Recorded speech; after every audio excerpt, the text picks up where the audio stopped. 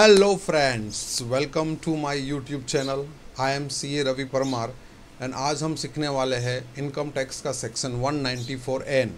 ये बड़े लोगों का सेक्शन है, ऐसा बोल सकते हैं। सेक्शन का नाम है cash withdrawal TDS rules, right. Financial year 25-26 हम लोग सीखेंगे applicability, rates and exemptions. So let's start.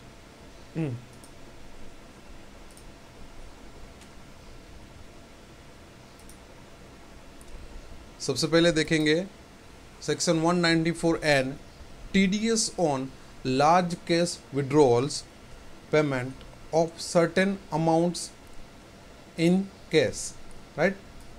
ये जो टीडीएस कटेगा अगर आप बैंक से कुछ विड्रॉ कर रहे हो, राइट, उस केस में ये टीडीएस एप्लीकेबल होगा अंडर सेक्शन 194N। तो देखते हैं कौन सी लिमिट्स कितनी लिमिट पे ये टीडीएस एप्लीकेबल होगा, इसमें क्या क्या रिक्वायरमेंट है, राइट। अगर आपने रिटर्न फाइल नहीं किया तो आपका टीडीएस रेट क्या रहेगा, अगर आपने रिटर्न फाइल किया है तो आपका टीडीएस रेट क्या रहेगा। मोर ओवर अगर ये टीडीएस कट चुका है तो आप उसको कैसे अपने टीडीएस रिटर्न में मीन्स रिटर्न फाइलिंग के टाइम पे उसको कैसे क्लेम कर सकते हो एंड आप रिफंड ले सकते हो, ये हम देखेंगे आज के वीडियो में।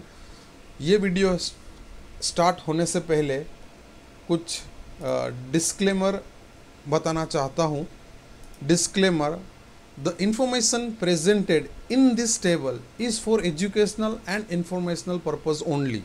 It is based on the provisions of Section 194N of the Income Tax Act 1961 as applicable for the assessment year 2025-26 and is intended to help understand the tax deduction mechanism on a cash withdrawals. While every effort has been made to ensure accuracy, the ICAI or the content provider is not responsible for any errors or omission or for any action taken based on this material. क्योंकि इसमें मैंने ICAI का material use किया है एक सम जिसको explain करने के लिए। फॉर एनी फाइनेंशियल और tax decisions please consult a qualified tax professional और प्रैक्टिसिंग चार्टर्ड अकाउंटेंट। तो वीडियो को कंटिन्यू करते हुए आगे बढ़ते हैं। तो सबसे पहले देखते हैं कि section 194N section 194N, every person being first a banking company to which a Banking Regulation Act 1949 10 section of 1949 applies, including any bank or banking institute referred to the section 51 of that act. अभी वो act में क्या है वो तो पता नहीं है, लेकिन जिसको भी बैंकिंग रेगुलेशन एक्ट 1949 एप्लीकेबल है वो सभी बैंकिंग कंपनी को ये सेक्शन एप्लीकेबल है। Second, cooperative society engaged in carrying on the business of banking. कोई कोऑपरेटिव सोसाइटी है जो बैंकिंग का बिजनेस चला रही है तो उसको भी ये सेक्शन एप्लीकेबल है। Post office, right, who is responsible for paying any sum being an amount or aggregate of amounts as the case may be in case exceeding 1 crore rupees during the previous year to any person that known as recipient from one or more accounts maintained by the recipient with itself at the time of payment of such sum, deduct an amount equal to 2% of such sum as income tax TDS, right। ये ऊपर जो banking company है, cooperative society है, post office है, अगर कोई भी recipient उसके वहाँ पे जाके कोई कैश विड्रॉ कर रहा है और कैश विड्रॉल की लिमिट अगर 1 करोड़ रुपीज़ है, 1 करोड़ से ऊपर है, अप टू 1 करोड़ ये सेक्शन एप्लीकेबल नहीं है, लेकिन अबोव 1 करोड़ ये सेक्शन ट्रिगर हो जाएगी, एप्लीकेबल हो जाएगी।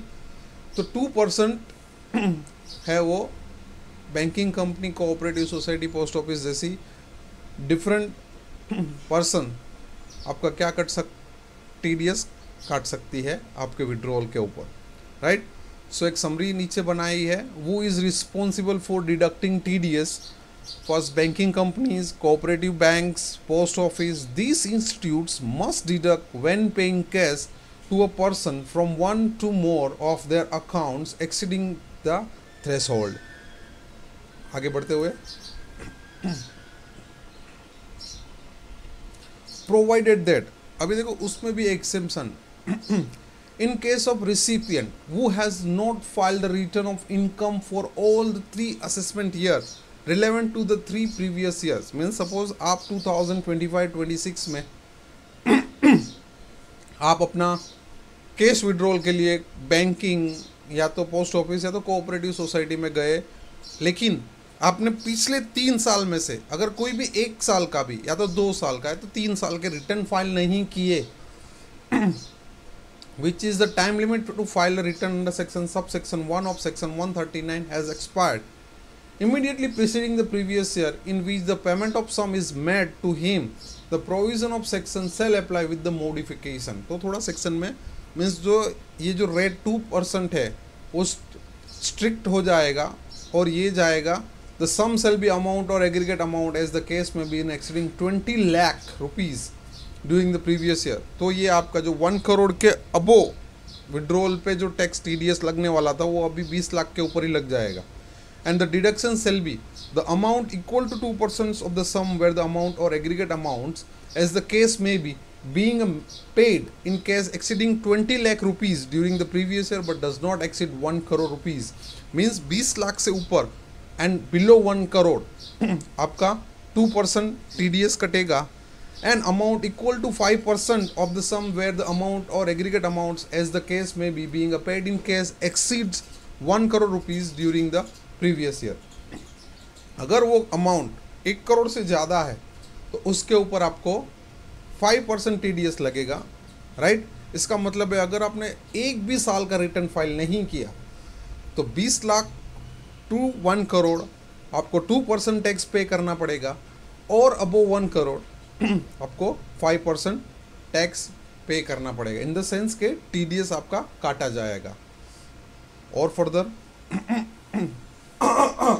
सॉरी ओके, ऑब्जेक्टिव क्या होता है. जनरली कोई भी सेक्शन जब आती है इंट्रोड्यूस होती है तो उसके पीछे का ऑब्जेक्शन ये होता है टू डिस्करेज, ये सेक्शन का पर्टिकुलर मैं ऑब्जेक्टिव बता रहा हूँ, to discourage the large cash transactions and the promote digital payments by levying TDS on high value cash withdrawals. means बड़ा बड़ा cash withdrawal को कम करना है और डिजिटल मोड को encourage करना है, इसलिए ये सेक्शन का इंट्रोडक्शन हुआ है.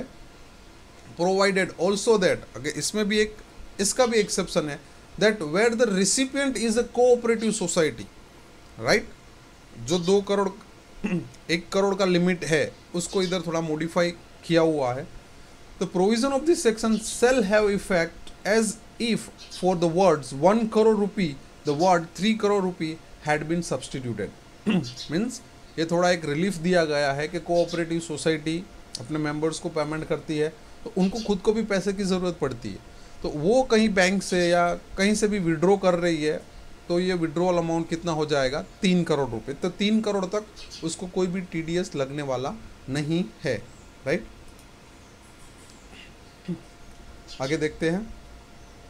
प्रोवाइडेड फर्दर, और इसमें थोड़ा modification, that the central government may specify in consultation with the RBI by notification in the official gazette the recipient in whose case the first proviso shall not apply or apply at a reduced rate if such recipient satisfy the conditions specified in such notification. Means आपको सबको पता है कि final power किसके पास है, government के पास. तो government अपने हिसाब से अगर किसी भी कोई रिसिपिएंट है अगर उसको अब वो कंडीशन सेटिस्फाई किया है तो उसको लोअर रेट से भी TDS एप्लीकेबल कर सकता है as per direction of with the consultation of RBI and direction of central government, right. Next थोड़ा देखते हैं कि कैसे कैसे ये मैकेनिज्म वर्क करेगा, राइट. तो अगर रिसिपिएंट टाइप, अगर कोई भी रिसिपिएंट है, if ITR filed in all last 3 year, अगर पीछे के 3 साल के ITR फाइल किए हुए हैं तो कैश विड्रॉल लिमिट आपकी 1 करोड़ तक आपको कुछ भी पेमेंट करने की ज़रूरत नहीं है. बट अबो 1 करोड़ आपका TDS कितना % जाएगा, 2% on amount exceeding 1 crore. Second case है recipient type. If ITR not filed for even 1 year out of the last 3 years, 3 सालों में से अगर कोई 1 साल का भी आपने रिटर्न फाइल नहीं किया है, जिस साल का आप विड्रॉल कर रहे हो उसके पीछे के 3 साल का, राइट, तो आपका कैश विड्रॉल लिमिट्स हो जाएगा 20 लाख. अगर 20 लाख के ऊपर आप गए विड्रॉल के लिए तो आपको TDS लगेगा 2% up to 1 crore. And if आपका withdrawal amount is more than 1 crore then आपको TDS लगेगा 5 crore above and 1 crore, right? If recipient type is a cooperative society, तो as you know, cash withdrawal limit 1 crore की जगह कितनी हो जाएगी 3 crore and TDS rate applicable होगा 2% on amount exceeding 3 crore, right. Next देखते हैं. Okay, TDS under 194N is not income, it is a tax deducted on a cash withdrawal, right. ये आपका इनकम नहीं है, ये आपने जो कैश विड्रॉ किया है उसके ऊपर का TDS कटा हुआ है. So you don't show this cash withdrawal as a income. However you can claim the TDS credit under schedule TDS in your ITR and claim refund if excess TDS is deducted and your actual tax liability is lower. अगर आपका tax liability basic exemption से नीचे है, right, तो उन case में आप ये TDS का रिफंड भी ले सकते हो और filing the ITR. So which ITR to file based on the income source, right. कौन से ITR को आपको फाइल करना है आपके इनकम के सोर्स के बेस पे. से फॉर एग्जांपल सैलरी और पेंशनर है plus interest up to income 50 lakh है तो ITR 1. बिजनेस इनकम है अंडर प्रिजम्पटिव स्कीम, राइट, तो ITR 4. बिजनेस प्रोफेशनल इनकम है, regular books of accounts maintain कर रहे हो, टैक्स ऑडिट हो रहा है, GST ऑडिट हो रहा है, तो ITR 3. Income from capital gain, house property, other sources है तो ITR 2 और ITR 3. Now where to show TDS under section 194N in ITR. In any ITR go to schedule TDS 2 other than salary. ये आपका salary का TDS नहीं, तो other than salary का TDS के शेड्यूल में आपको ये मिलेगा. Mention the TDS deducted under section 194N even though it is not income. देखो ये आपका TDS कट चुका है तो कहीं ना कहीं आपका 26AS में ये रिप्रेजेंट हो रहा है, राइट. तो उसके बेस पे आप अपने ये TDS को क्या कर सकते हो, क्लेम कर सकते हो. और मोर देखते हैं इसमें. देखो एग्जेम्प्टेड रिसिपिएंट, अभी कभी कभी क्या होता है गवर्नमेंट को सर्टेन बॉडीज और अथॉरिटीज़ को इसको एग्जम्पशन देना पड़ता है. से for example government itself, government itself, right. तो गवर्नमेंट अगर खुद विड्रॉ कर रही है कैश पेमेंट के लिए इलेक्शन टाइम पे व्हाटएवर, राइट, तो उसको खुद को ये TDS रूल एप्लीकेबल नहीं होगा. Like bank, cooperative banks, post office, वो खुद ही विड्रॉ कर रही है तो उसको एप्लीकेबल नहीं होगा. लेकिन हाँ कोऑपरेटिव बैंक के केस में ये लिमिट 3 करोड़ तक है, 3 करोड़ के ऊपर जाएगा तो उसको 2% TDS एप्लीकेबल होगा. Business correspondent of bank cooperative ने भी लव देखते हैं कि बिजनेस कॉरस्पॉन्डेंस क्या है. बिजनेस कॉरस्पॉन्डेंस मीन्स क्या होता है कि बैंक के कंसल्टेशन में with the permission of RBI bank ने विलेज में कुछ अपने ऑथोराइज डीलर रखे हुए होते हैं. अगर वो भी पैसा विड्रॉ कर रहे हैं, राइट, तो उसको भी ये TDS सेक्शन एप्लीकेबल नहीं है. White label ATM operator as per RBI authorisation. अभी ये कौन है वाइट लेबल ATM ऑपरेटर, उसको देखते हैं. White label ATM operator are non bank entities authorised by the reserve bank of India to set up on and operate ATMs without any bank branding, right. हम लोग देखते हैं कि bank में अपने बिहाफ में कॉन्ट्रैक्ट बेस पे किसी बाहर वाले को ATM मशीन में अमाउंट फिल करने के लिए कुछ ना कुछ कॉन्ट्रैक्ट किया होता है. तो वो जो कॉन्ट्रैक्टर है वो RBI के गाइडलाइंस में ही काम करते हैं और वो क्या करते हैं ATM में पैसे डालने का काम करते हैं. तो उन लोगों को भी ये सेक्शन एप्लीकेबल नहीं है. और any recipient notified by the central government in the consultation of RBI. तो RBI के कंसल्टेशन के साथ राइट सेंट्रल गवर्नमेंट किसी भी बॉडी को और किसी भी रिसिपिएंट को नोटिफाइड कर सकती है कि जिसके ऊपर ये सेक्शन एप्लीकेबल नहीं होगा, राइट। अभी सर्टेन एग्जांपल देखते हैं। Mister A filed ITR, means उसने एक रेगुलर बंदा है जो ITR फाइल कर रहा है, विड्रोवल ऑफ ₹1.5 करोड़। अभी उसने कुछ इमरजेंसी था और कैश विड्रॉ किया बैंक से 1.5 करोड़। तो एज वी नो दैट ये सेक्शन एप्लीकेबल ट्रिगर होगा जब आपकी अमाउंट 1 करोड़ के ऊपर है। तो इसमें 1 करोड़ के ऊपर 50 लाख रुपीज़ है, तो 50 लाख के ऊपर 2% TDS डिडक्ट होगा, that is 1 lakh rupees, right. एक अनदर एग्जाम्पल लेते हैं। Mister B did not file 1 year ITR out of his 3 assessment year, mean 3 सालों में से एक साल का उसने ITR फाइल नहीं किया और उसने भी 1.5 करोड़ विड्रॉ किया है। तो इनके केस में TDS ज़्यादा डिडक्ट होगा, कितना? तो कि अपने को पता है 20 lakh to 1 crore 2% TDS deduct होगा, दैट इज़ 1.6 लाख, 80 लाख का 2%, and 5% above 1 crore that is 2.5 lakh of 5% on 50 lakh. So total TDS 4.1 lakh इनके केस में क्या होगा? डिडक्ट होगा मिस्टर बी के केस में।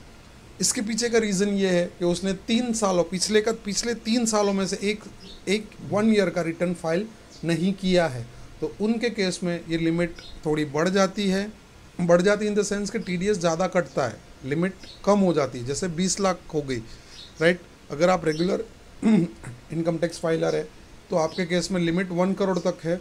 अगर आप रेगुलर नहीं है और एक भी 3 सालों में से 1 साल का भी अगर मिस आउट हुआ है तो आपका ये रेट 20 लाख हो जाएगा। देखते हैं फर्दर। ओके, ये एक ICAI के CA फाइनल की टेक्स्ट बुक से लिया हुआ एग्जाम्पल है, उसको हम लोग देखते हैं जिससे आपका पूरा कंसेप्ट क्लियर हो जाएगा। The persons referred in to 1 to 5 mister Harshit, Pranav, ABC cooperative society, XYZ cooperative society and mister Vaibhav, यहाँ तक in column 2 of the table below have always been filing the return of income on or before due date under section 139 subsection 1, right। तो पहले इतना देख ले। Mister हर्षित एक cooperative bank MNO करके है, उसमें जाके 1/7/2024 को कुछ 1 करोड़ 10 लाख का विड्रॉल लेता है, कैश विड्रॉल, राइट। तो इनके केस में लिमिट अपने को पता है कि 1 करोड़ के ऊपर रहेगा तो ही TDS कट होगा। तो इसमें 10 लाख रुपीज़ पे 2% TDS कट होगा, that is 20%, sorry 2%, that is 20,000, right. Mister Pranav again regular filer, SBI से जाके करता है 90 लाख। तो देखो अमाउंट बिलो 1 करोड़ है तो there is a no TDS। ABC cooperative, अभी ABC कोऑपरेटिव के केस में लिमिट 1 करोड़ से कितनी हो जाती है? 3 करोड़, राइट। 3 करोड़ तक उसको कुछ भी टैक्स नहीं लगता है। सेम लाइक ABC कोऑपरेटिव है, 3 करोड़ 10 लाख का विड्रॉल है, तो अबो 10 लाख के ऊपर ही उसको 2% TDS लगेगा, that is 10 lakh multiply 2% is 20,000। Mister Vaibhav again cooperative bank में जाके विड्रॉ कर रहा है, तो उसके केस में 1 करोड़ के ऊपर जो भी रहेगा TDS कटेगा। तो this is 1 crore 10 lakh above 1 crore is 22,000, तो उसको 22,000 का TDS कटेगा, means MNO cooperative bank TDS काट लेगी। अभी 6 से हम देखते हैं। The person mention 7 to X, sorry 6 तक रेगुलर फाइलर है तो उनके केस में अबो 1 करोड़ 3 करोड़ की रूल एप्लीकेबल होगा। लेकिन अगर पर्सन जो विड्रॉ कर रहा है वो रेगुलर फाइलर नहीं है, जैसे देखा जाए कि the person mention 7 to 10, right, 7 to 10 है, वो रेगुलर फाइलर नहीं है। The table below have not filed the return of income for the last 5 years, determine the liability of deduction of tax at source under section 194N by the bank, cooperative bank referred to in column 3, right, of the table below in each of the following individual cases, assuming that this is the only withdrawal in previous year 2024-25 by the persons referred to in column 2, means ये only withdraw है, इसके अलावा उसने कुछ withdraw नहीं किया है। तो देखते हैं 7 onwards, mister DEF and company a firm cooperative bank में जाके अपना विड्रॉल कर रहा है, तो उनके केस में विड्रॉल लिमिट 20 लाख हो जाएगी, और above 20 lakh means above 20 lakhs they have to pay TDS, means cooperative bank and post office TDS काट लेगा, राइट। तो 70 लाख पे 2%, 1,40,000। Mister Varun individual bank of India से 1,20,00,000 विड्रॉ किया है, तो 20 लाख टू 20 to 1 करोड़ उसका 2% कटेगा, एंड अबोव 1 करोड़ उनका 5% TDS कटेगा। तो टोटल उसका 160 + 1 मीन्स 2,60,000 का TDS कट जाएगा। Mister Rakesh again individual 45 lakhs, तो उसका 20 लाख के ऊपर के बैलेंस पे 2% TDS कटेगा। And PQR cooperative society bank of India से विड्रॉ कर रही है, तो उनके केस में भी लिमिट वो एप्लीकेबल हो जाएगी जो 20 लाख, उनके 3 करोड़ की लिमिट अभी एप्लीकेबल नहीं होगा, क्योंकि उसने रिटर्न फाइल नहीं किया। अगर रिटर्न फाइल कर देता तो वो लिमिट 3 करोड़ की थी, 3 करोड़, राइट। बट अगर ये रिटर्न फाइल नहीं करते तो same rule applicable to cooperative society में लिमिट घट के कितनी हो जाएगी, 20 लाख। तो 20 लाख के ऊपर 3 करोड़ तक 2%, एंड अबो 3 करोड़ उसका हो जाएगा 5%। सो टोटल उसका डिडक्ट हो जाएगा 7,10,000, right.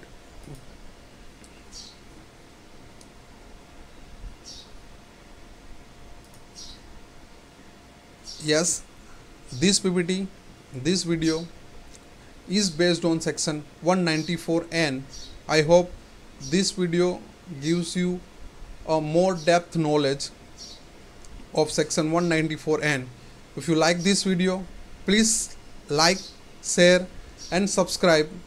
Thank you very much for watching this video.